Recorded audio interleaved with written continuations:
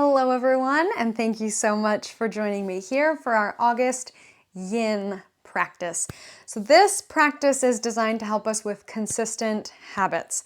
I find that August has this energy that people really go off track in July. It's too hot to have any kind of long-term goals, too hot to exercise, too hot to sleep, too hot to do so many things, unless you love the heat. But for most of my yoga students, July is just too hot. So now we're moving into August, where I am. It is cooler at night in August. It's easier to sleep. It's still pretty spicy during the middle of the day, but it's some of the sting. It's taken the edge off as we move into August, and there's a renewed sense of energy. So my goal here is to give you a practice to help you be consistent with relaxing yoga. So this might function as a midday break or a wind down before bed. That's usually the recommendation, although personally, I often find this type of practice works first thing in the morning because I'm so groggy and sleepy and stiff. It helps me to ease my way into the day, and even though it feels like we're not really doing anything, I find it an energizing boost. So play with it to see how it meets your needs best, but that is my idea. Okay, what do we need here today? So you probably see that I have an extra chair. This is optional for just our very last pose that we'll do. And I have a yoga bolster, although you can get a similar effect if you have a thick yoga mat rolled up. And if you don't have either of these things, when we get to our final pose, it's a variation of a reclined heart opener or a seated fish. You can just sit comfortably, sit easy. You might find it comfortable to lie down on the floor, or depending on what kind of chair you have, the idea is that we can lean back and have something to catch our heads. So that might mean that if you have a chair like this, you go against a wall to have something, the wall, to catch your head. Anything that can help us feel comfortable and relaxed towards the end of practice, which for you might not even be that pose. It might be some other favorite pose that you have. You'll see as well, I have blocks under my feet. I find this is more comfortable to bring my feet up, and then also sometimes to offset the hips, only having one foot on the block at a time. So that as well is optional. Depends on how you're feeling, the size of your chair, the length of your legs, your own personal comfort. But really, as long as we have a chair and a willingness, we are ready to go. I'm gonna move these out of the way just for the sake of space to get started. And we'll start sitting in our opening relaxation. Option to close our eyes here, let out any last final fidgets.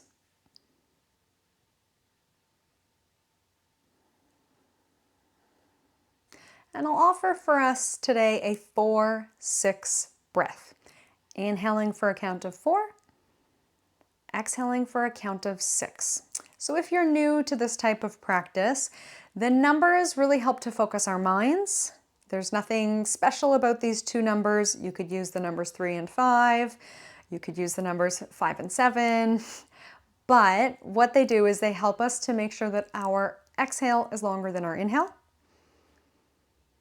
And the counting helps to keep our minds focused on our breath instead of drifting away. So let's begin. Inhale for a count of 4. Exhaling 6. Finding a comfortable speed to count.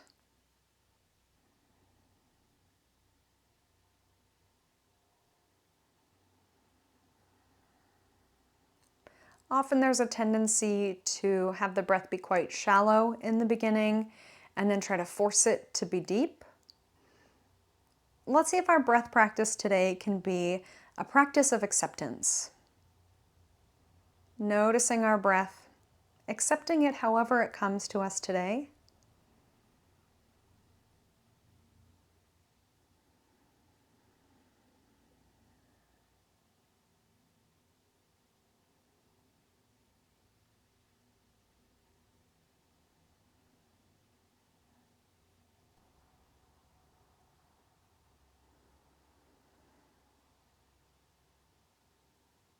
And let's begin to gently deepen the breath, lengthen the breath, without forcing.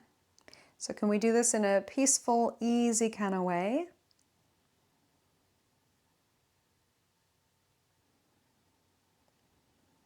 Allowing our breath to be smooth, steady, without being too tense or forced. And we can keep this 4-6 breath going as long as we would like, but we will start to add movement and I'll give options for different breath practices. We can go ahead and open our eyes if they're closed, and let's actually begin with our alternate nostril breathing.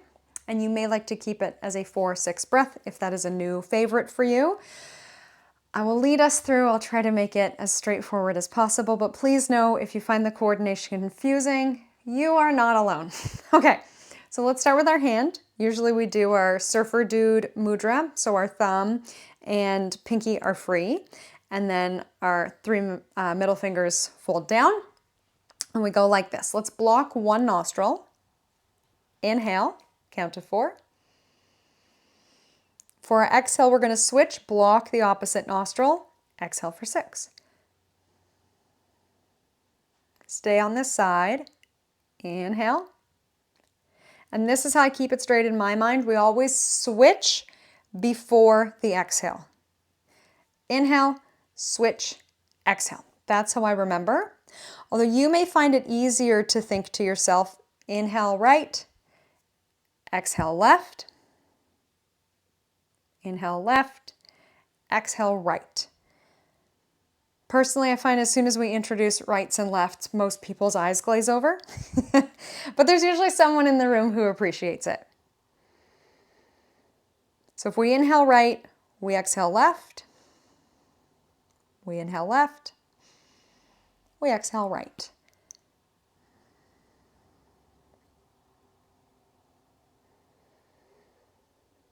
This breath practice promotes a feeling of balanced energy. So not too flighty and not too heavy, somewhere in the middle, feeling just right. And it's often recommended to start the day with 2 minutes of this breath practice.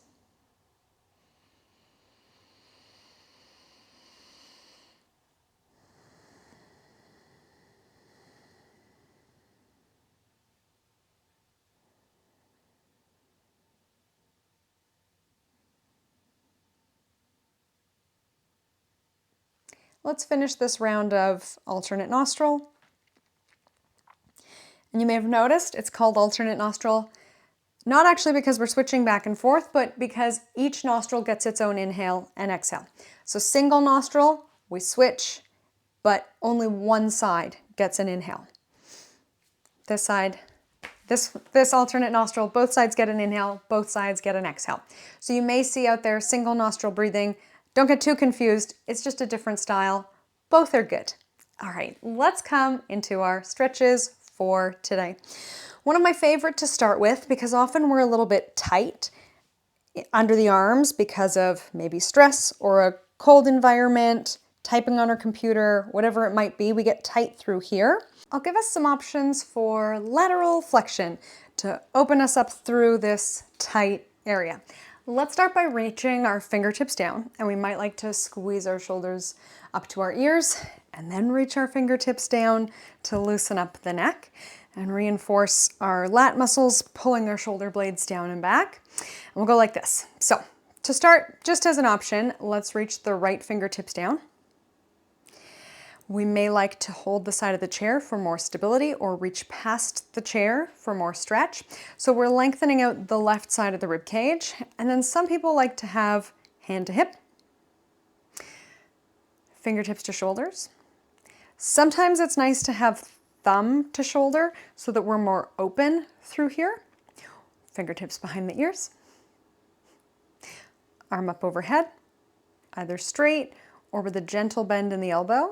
Still drawing shoulder away from ear. And then some of us will like to do a more lazy variation, stretching the tricep, the back of the arm. But I would advise it's probably not the best variation if it feels really uncomfortable, right? Common sense. So sometimes if we're really tight, reaching in behind the head means that the arm comes forward here, in which case we might be better with the elbow open or reaching straight up. Whichever variation we're doing, let's hold here another 3 rounds of breath. So we'll do static holds today.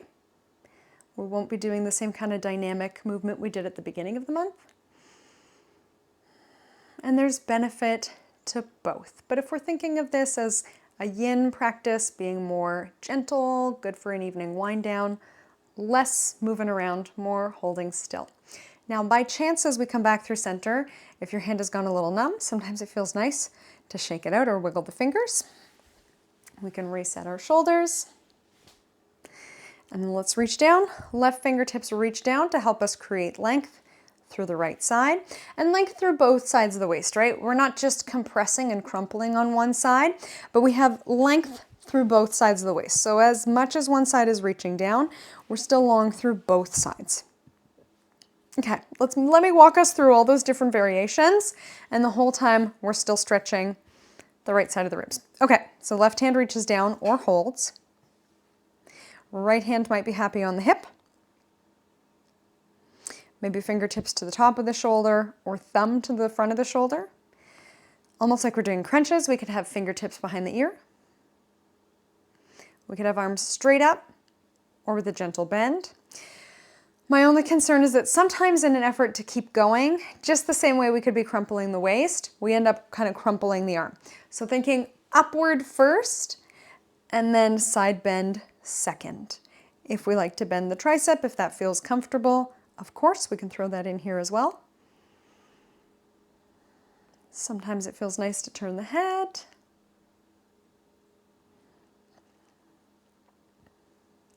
We can use our breath to increase that stretch sensation. So really deep breath, kind of stretching our lungs into the underarm may help.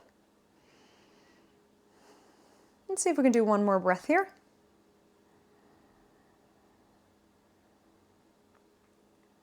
Returning back to center, maybe getting the blood flowing back in our hand. All right, let's do a variation of forward fold here. We'll take our feet wide, and we may like to come to sit diagonally on the chair. And let's be sure that our blocks aren't in the way for this one. I haven't figured out a way to do this with the blocks under the feet, so probably we don't need them. Okay. So forward fold often is done with no chair, and you might even be going into that variation here today. But let's take our legs out wide and almost straight. If we do them completely straight, we might feel unstable or uncomfortable, but working towards straight, and I will give us, of course, a couple of options. So we can stay here if this feels fantastic. We could even come forward and use our blocks to help, in a way, bring the floor closer to us, with them up high or low. Yes, we could come down to the floor and straighten the legs or even come off the chair, right? I don't know what you've been up to lately or what feels good for you. And then probably a more common variation than that is having the legs bent, like a sumo squat, and taking the hands down to the floor, down to the blocks. Or often I've heard people like to have their hands on the outside of the ankle just to feel that everything is connected, establish a mind-body connection, and get a good stretch. There's something just nice about holding the outside of the legs in this one. So no matter what variation you're doing, the feet are wide, the body is forward. We can let our head gently hang. Maybe blow through the lips, relaxing the tension in the face.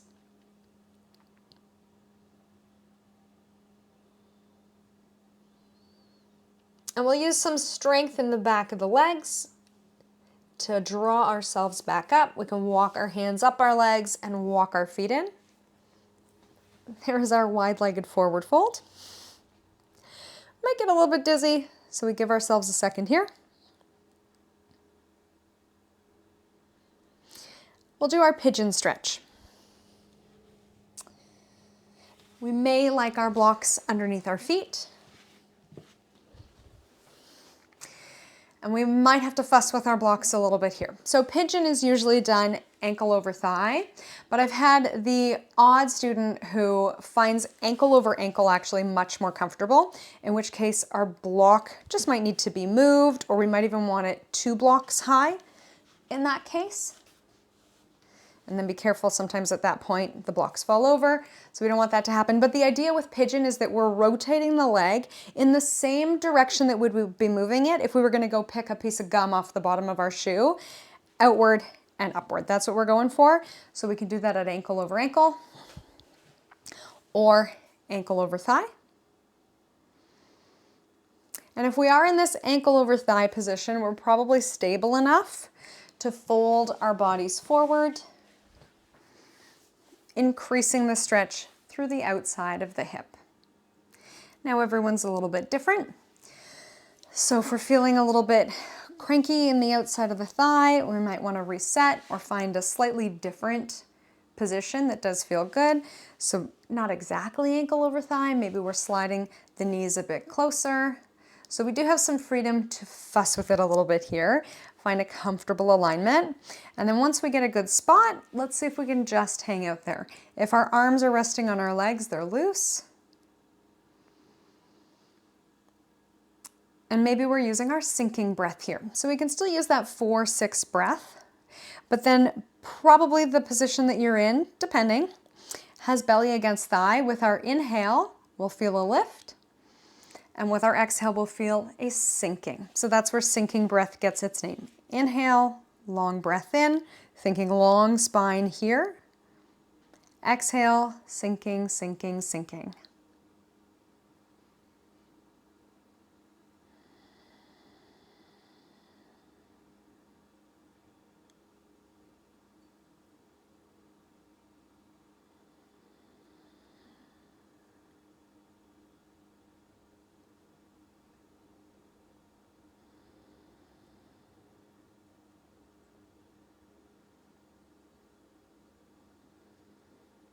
We'll make our way back up to seated. Option to come into a twist with our legs still here. So we don't have to, we could plant both feet. Sometimes again, it feels really nice for the outside of the leg. So let's decide, where is our knee? Okay, here is my knee. I'm gonna turn and twist towards the knee. If you twist backwards, you won't hurt yourself, but we won't get the same level of sensation in the hip or thigh. So we sit tall, twist to face our knee, maybe turning past our knee. Maybe we're using the arm of the chair or the back of the chair to help hold us in our twist. And we're not probably using our sinking breath here because we're sitting tall the whole time. So just a nice even breath. Imagining we're growing taller on our inhale. See if we can twist further with our exhale, drawing our abdominal muscles in for support.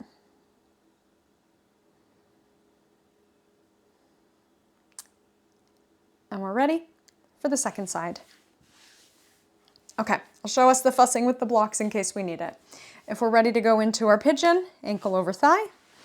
Otherwise, we can have ankle over ankle or 2 blocks, ankle over ankle. Just be careful, it's a little bit jarring if we're not quite centered on the block and then they fall over or something like that. And then once we're ready, might take a little fussing, readjusting, modifying. Hopefully we settle into a nice position for our pigeon, and we could use our sinking breath again. Inhale for a count of 4, long spine, ironing out any slouching through the back, and then with our exhale we can sink further forward.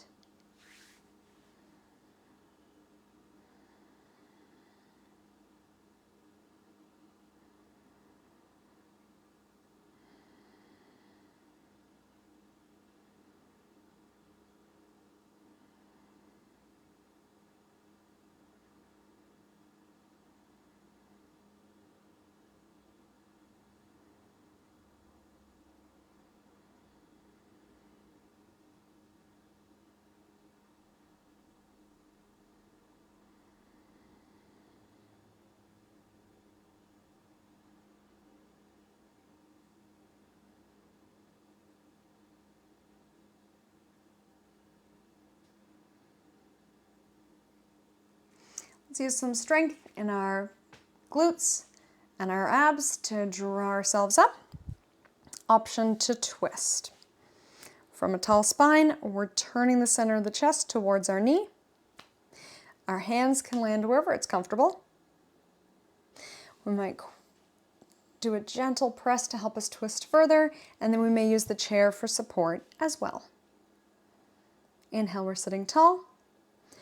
Exhale, conjuring up our deep core strength to pull us into our twist.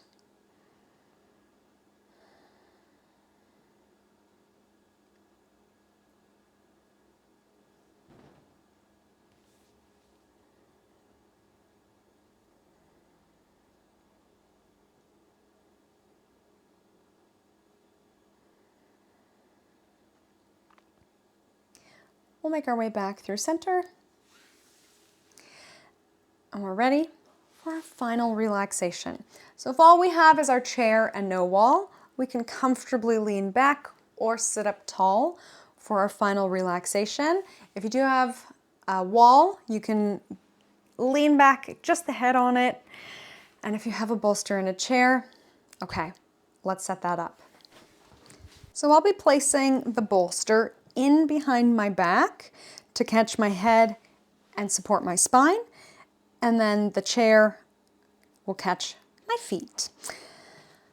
So I'll sit comfortably, and you'll see a taller person needs a taller bolster. Depending on the chair, this one has a hole coming through it, so we have to be careful that we don't want the bolster popping through. But it might also be more comfortable for some of us to slide the bolster up before leaning back on it. And again, this is where a wall might be helpful to catch the bolster, but you can see how I have it along my spine. I can just kind of fold back onto it nicely. And the opposite chair, I'll take my feet up, maybe around the sides and up for comfort. We might need a second person to help us set us up with our two chairs and our props. And then we are ready to relax, release, and recharge. Let's come back to our 4-6 breath here.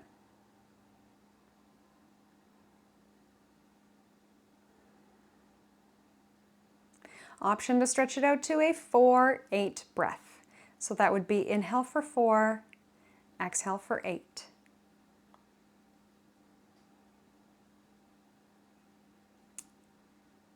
We may even like the feeling of a 4-8-4 breath. Inhale for count of 4, exhale for count of 8, and then pause with the lungs empty, really gentle through the throat at this point. Hold the lungs empty for a count of 4. So sometimes in order to help us hold the breath, there's a gripping or a grasping in the throat.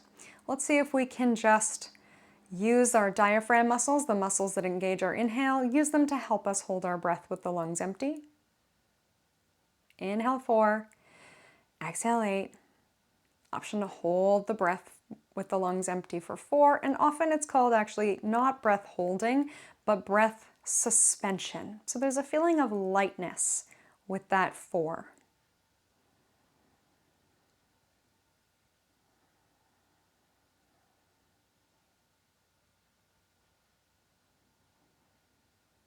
And we can play with the numbers, play with the speed. So this breath should feel soothing, relaxing, and might be making us quite sleepy here. So if your plan was to get up and move on with your day and you want to re-energize, let's go to just a 4-6 breath. But if we're ready to feel sleepy, we can stay here with our 4-8 or 4-8-4 breath. If all these numbers sound confusing, let's take a full breath in and a long breath out.